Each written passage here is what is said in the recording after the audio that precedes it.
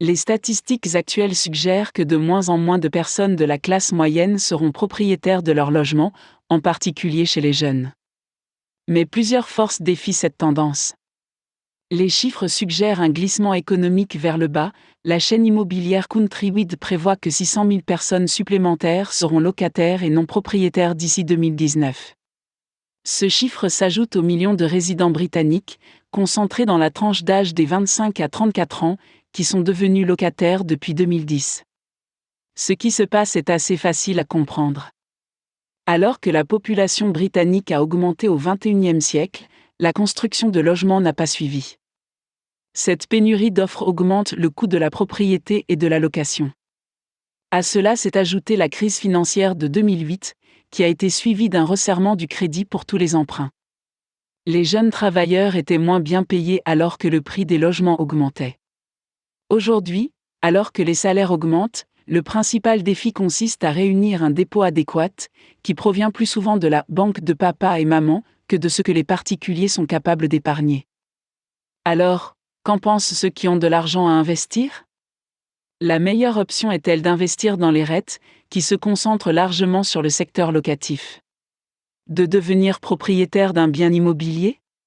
Certains indicateurs montrent que, malgré les sombres pronostics sur l'augmentation de la classe des locataires, la construction pour les propriétaires reste une voie intelligente pour toutes les parties concernées. La plupart des gens s'accordent à dire, au sein du gouvernement et parmi les économistes, qu'une société de propriétaires est une société plus stable économiquement.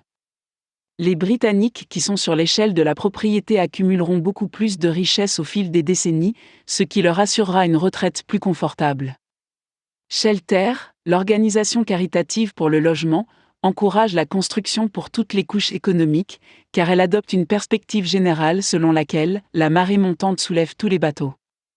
Ce que l'organisation veut, c'est plus de logements, point final, de sorte que les personnes aux revenus les plus bas puissent trouver des loyers abordables.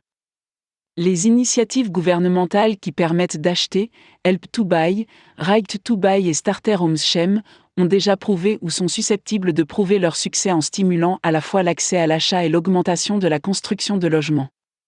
On s'accorde de plus en plus à penser que certains terrains de type Greenfield et Greenbelt pourraient être échangés contre des terrains de type Brownfield qui seraient plus adéquatement réaffectés en espaces verts urbains, par rapport à la construction résidentielle.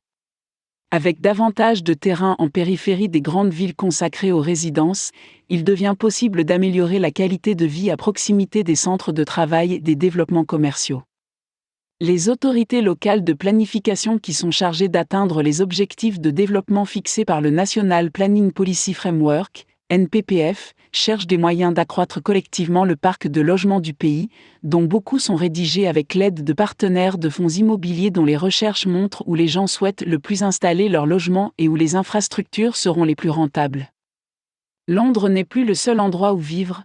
Un exode de 22 000 trentenaires s'est produit en 2013 à 2014, en réponse à la flambée des prix de l'immobilier dans cette ville et tout simplement parce qu'on reconnaît que les villes du Nord, de l'Ouest et du Sud ont une bonne qualité de vie à offrir. Birmingham est la favorite, suivie de Bristol, Manchester, Nottingham et Oxford.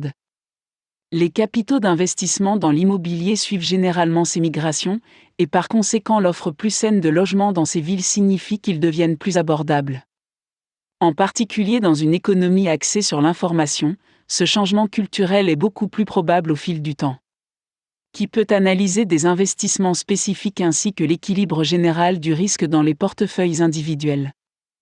Les investissements dans l'immobilier et le logement comportent de nombreuses variables. À ce titre, ils se doivent être considérés de manière globale.